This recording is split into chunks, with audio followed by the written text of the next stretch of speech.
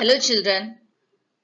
Today we are going to discuss about another topic, that is pollinating agents.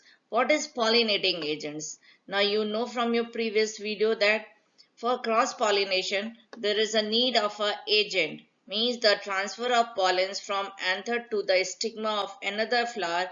It is done by one of the agents, so that agents are known as pollinating agents. Now pollinating agents again categorized into different type that we will discuss in this video, and what are the different criteria for depend on that pollinating agent for pollens, that also we will discuss in this video. So as you know very well, pollinating agents are two type. One is abiotic pollinating and second one is biotic pollinating agent. Abiotic, again there is a two category in abiotic. Very common one is the water, means most of the pollens in flowering plants is transferred through the wind. So that time this is known as the anemophily. And when it is the one of the common, another common is the hydrophily, means when the transfer of pollens is done through the water, that time we call it as a hydrophily. So this is two most common abiotic pollinating agent for the transfer of pollens from anther to the stigma. Now come to the biotic agent, means when the living organisms are participating for the transfer of pollen from anther to stigma, that time we call it as a biotic pollinating agents. So depend on that कि okay, this is the insect, bird, bats, snail, and so there are the few words is given that I have told you already. Again, here is the example, also common example for that. I have shown you antimophily, ornithophily, pterophily, malicophily, and myrmecophily. So what is this? When it is done by insect, that we call as an antimophily, ornithophily by bird, pterophily by bat, malicophily by snails and slugs, and if it is done by ants, that we call as a myrmecophily. So this is very important, children. You should remember this, the different terms. It comes in your different exams for the medical or other exams. It comes, so it is very important. So this is adaptation for the different agents. One of the common is the wind pollination. So wind pollination is a very common among abiotic pollinators. The following are the different features that I have shown you in this slide, that how many characteristics are required for the wind pollination, or you can say the structures are facilitating the wind pollination is like this. Stamens are loosely connected and exposed, so that the wind can easily take it away. You know, stamen is a structure that is carrying the anther, and anther is having a male gamete, or you can say pollen especially. So when the pollen stamens are loosely, it means they are loosely attached, they are blowing in the air, so that pollens can easily go from that. Same with the female part, that is a stigma. Stigma is exposed, stigma is feathery, so that it can easily catch the pollens. One more important thing is the petals of the wind pollinated flowers is not required any color. They are very dull color because there is no need to attract the insect or any living helper. So that is the very important features for the wind pollination flower. Then again, nectar is also not required because nectar is also for the attraction. So in wind pollination, that is also not required. If we talk about the pollen grains, very important, it comes in your exam. Pollen grains are small, light, uh, dry, you can say dusty, non-sticky, and sometimes even wing. So wing is going to help them in the air. So this is the reason behind that. So again, I repeat, the characteristics of the pollens are small, light in weight, very dry, dusty, non-sticky, and sometimes even winged also. So these are the characteristics of the wind pollinated pollens. So you can see in this diagram again. So there is a one more clear diagram. This is a diagram This is actually a diagram of a maize, or scientific name of the maize is Gia maize, right? In this you can see this is the stamen. Stamen is long filamentous filament. You can see that, see, stamen filament is long and loose. So anther is loaded with pollen, so it is dense, very loosely arranged or expose the pollens. Stigma is feathery so that it can easily catch the pollen. So these are the certain adaptation in the flowers, those who are wind pollinated. So wind pollination, if you talk about the maize, GMAs, here is the diagram. You can see this is the diagram of GMAs. Our common name is a maize. So what is that? A very important thing you should remember, wind pollinated flowers often have a very a single ovule in each ovary.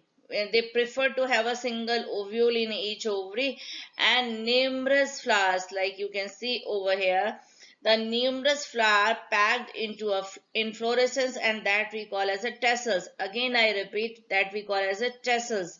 Tassels of a corn cob. This is the tassels, that the structure you used to see in the maize, that is actually a tassels. Tassel is having what? It is having a stigma and style. Very important. Again I repeat, tassel is having what? It's a structure that is a combined of stigma and style. Both the things are present. So this is what tassel. So in this GMS flower, you can see the winds. This is the anther, and male flower is over here. Female flowers from the another flower. Another flower is I have shown over here. So this is the diagram, and in that case also there is a wind pollination is done. Common example, another common example of the wind pollinated flowers, very common examples are the grasses, sugarcane, bamboo, coconuts. So these are the very common example in that wind pollination is done for the transfer of gametes.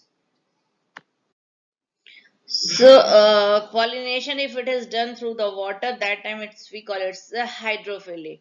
It's not a very common in case of flowering plant. It is limited mostly in the monocot plant. Very important, you should remember this. The wind pollination is mostly referred. We are talking about the, whenever we are talking, mostly referred to the monocotyledons. And in monocotyledons also there is a 30% genera that is having a water pollination.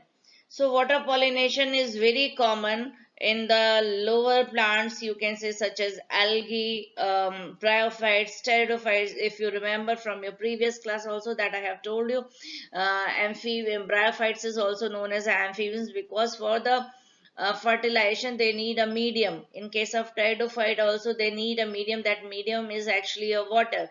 So in that case, pollination or the transfer of gametes done by the water, so that is also pollination. So this is the example in the lower plants. In flowers, in case of flowers, flowers are very small, colorless, odorless, and nectarless, because the insect is not required, smell is not required, so that's why they are odorless and nectarless. So when we talk about the pollen grains are very light in weight, unwettable, because they release where they release in the water, and due to that they should be dry. And that's why they have a presence of a mucilage covering over that.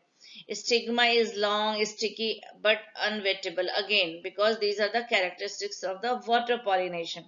Right. So here I have shown you a diagram of the Vallisneria that we will see in again in the coming slide. Vallisneria, very important plant.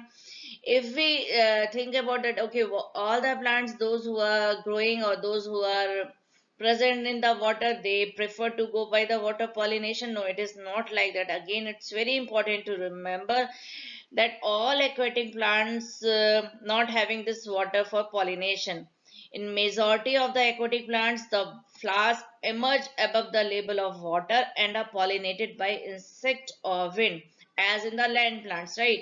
So very common example, water hyacinth, water lily, these are the example that is done by the wind pollination, not by the water pollination. By the name, if you recall, okay, water hyacinth, water lily, you can say it's a wind water pollination. No, it is not a water pollination.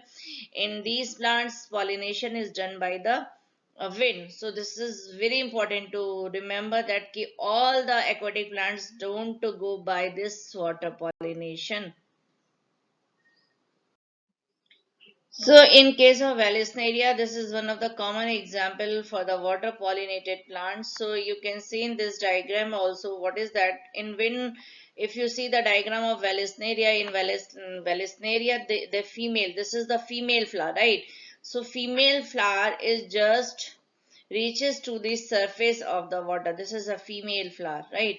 Female flower just reaches the surface of the water by long stalk, and male flowers or the pollen grains, you can say, male flowers or pollen grains are released where on the surface of the water. So on they reach to where they reach to the surface of the water, and they are then carried passively by the water current to the stigma of the flower. So this is the way in by that the pollination is done in Vallisneria. Again, if you see this diagram of the sea grasses, in sea grasses, again there is a very unique adaptation for the pollination in sea plant, sea grasses like this one. What happens? Female flowers remain submerged in water. Female flowers is where they are remain inside the water, and pollen grains are released inside the water. And due to that, in such case, pollen grains are very long, ribbon-like, and carried passively inside the water to reach stigma and achieve pollination. So this is the again, if you see the Vallisneria, if you see the sea grasses, both of them is having a hydrophily, but in one case the uh, pollen grains reaches to the surface of the water and they used to go to the female flower. In case of sea grasses, if you see that female flower is just inside the water, and pollen grains, due to that pollen grains are ribbon like long wavy structures and they reach inside the water. So this is the adaptation for the water pollination in different plants. Next category is the biotic agent. Biotic agent, again, there are the number of agents that I have told you. Here we are talking about just one of the pollinating agent, that is the insect. So when the pollination is done by the insect or through the insect, that time we call it as a antimophily. So in that case, there should be a certain adaptation for the attraction of the insect, or you can say for the visit of the insect in insect pollinated flowers. So number of adaptation is there. Now you can see in this diagram also, what is that? The nectar is a good source of the insect which is deep within the flower. So nectar should be provided by the host for the insect. The petals should be colorful so that insect can attract. If the insects are coming, that time the anther and stigma, both the things, means when the stigma is firm or stiff or on its original position, insect can brush the pollens over there. So this is the very important thing for the uh, insect pollination. Pollen grains should be very sticky, and so that it can attach to the body of the insect. So to sustain, very one again very important thing, to sustain animal visits, flowers have to provide rewards, right? So nectar and pollen grains are the floral rewards for the insect pollinator. The surface, that as I told you, the surface of the pollen is sticky due to the exine layer, and stigma is also sticky due to the mucilaginous layer. So pollen grains are sticky due to the exine, and stigma is sticky due to the mucilaginous covering. So this is also one of the adaptation for the insect pollinated flowers. There are the few certain, or you can say unique adaptation in the flowers. For example, sometimes flowers provide a living place for the insect. In case of, for example, if you have heard the Amorophilus, one of the tallest flower that is about 6 feet in height. In that case, what happened? This flower provide floral rewards to the insect for laying the eggs. So this is a unique adaptation in this flower.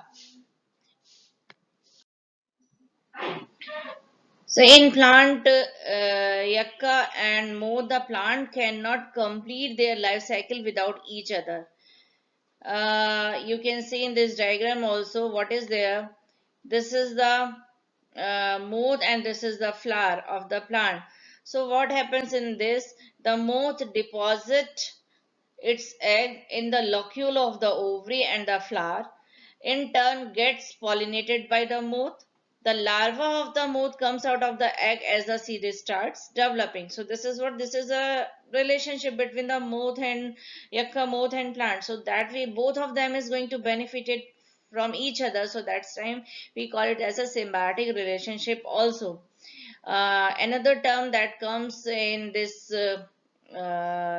concept or in this actually topic, that is what plant robust and nectar robust. What is the meaning of that? What happens actually, many insects may consume pollens or nectar without bringing about pollination. So these floral visitors are referred to as pollen and nectar robust. Actually what happens, they used to feed the floral nectars.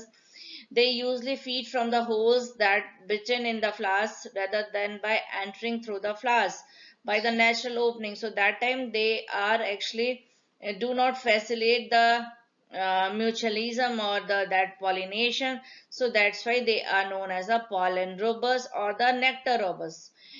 Very common example of the pollen and nectar robust, as you can see over here, is the carpenter bees, bumblebees, trigona bees, then wasp, ant and hummingbirds. These are the common example of the nectar robust.